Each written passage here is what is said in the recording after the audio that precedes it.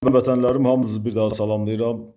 20 fevral tarixli videomda, bu ilki videomda mən sübut eləyirdim ki, iddia edirdim ki, 3 aylıq hərbi xidmət müasir dövrdə gənc əskərlərin xidməti üçün, yəni həqiqi hərbi xidmətə çağırılan müddətdə həqiqi hərbi xidmət hərbi qulluqçuları üçün kifayət qədərdir. Artıqlaması ilə bəhs eləyir. Və deyirdim ki, bu zamanın dövrün müharibələri texnologiyalar müharibəsidir. Hətta deyirdim orada droidlər nədir, üstündə silah olan süni intellektlə təchiz edilmiş qurğular bir-birinə döyüşəcək, əskərlər döyüşməyəcək, əskərlər, sıravi əskərlər, gənc uşaqlar 17, 18, 19 yaşında, 20 yaşında uşaqlar döyüşməyəcək.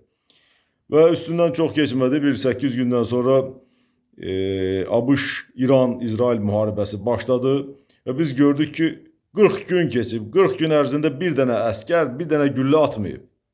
Ancaq texnologiyalar döyüşür. Kimin texnologiyası üstündür? O da öz şərtlərini diktavat edir, diktə edir. Və bugün biz yenə mənim dediyim sübut olundu ki, aparıb əskəri cərgəyə yığıb, toplayıb, cəmləşdirib, harasa əlinə avtomat verib, nə bilim, pulemyot verib, nə verib, qrantamyot verib.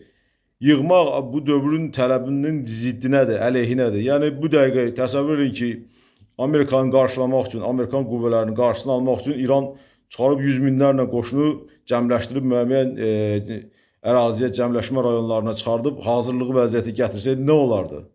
Raketlərlə, yüz minlərlə İran əskəri ölüb getmişdi bir güllə atmadan. 40 gündür müharibə gedir, bir dənə əskər, bir dənə güllə atmayıb. Belə ki, belə əməliyyatda keçirilməyib.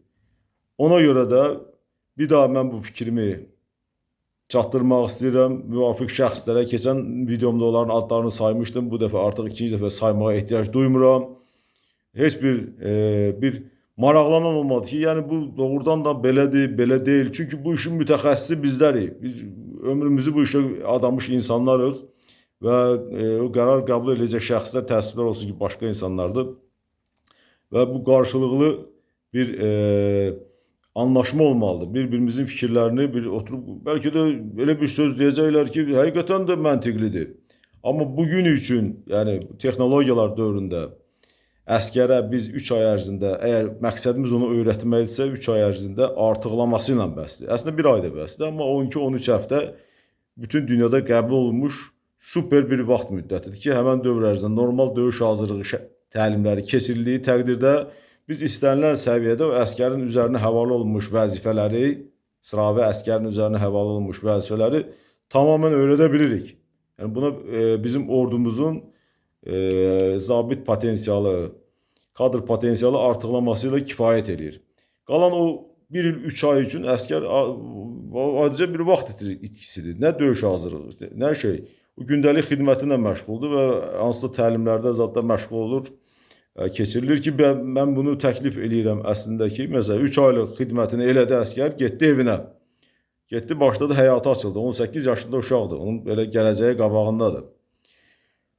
1-2 ildən sonra çağırırsan bir aylıq təlimə, sonra bir ildən, 2 ildən sonra çağırırsan bir həftəlik, 10 günlük təlimə. Yəni bu təlim prosesi daimi getməlidir. Adam heç olmasa 2 ildə bir gəlib əlinə silah alıb, öz ştat silahına, ona həvalə olunmuş vəzifəsini yerinə yetirməlidir. Bir real müharibə şəraiti kimi şərait yaradılıb, təlim keçib evinə getməlidir və bu onun 27-28 yaşınacan artıqlaması ilə bəsdir.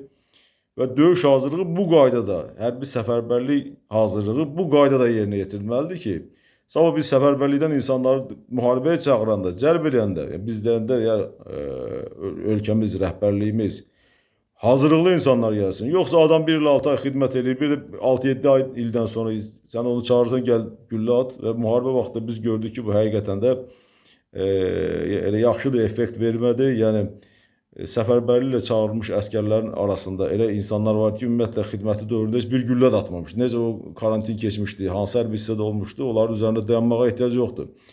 Amma belə hallar da var idi. Düzdür, bunlar indi aradan qaldırılıb, belə hallar yoxdur. Mən bilirəm, qəti şəkildə bilirəm ki, orduda artıq buna çox ciddi yanaşılır ki, döyüş hazırlığı yüksəldilib.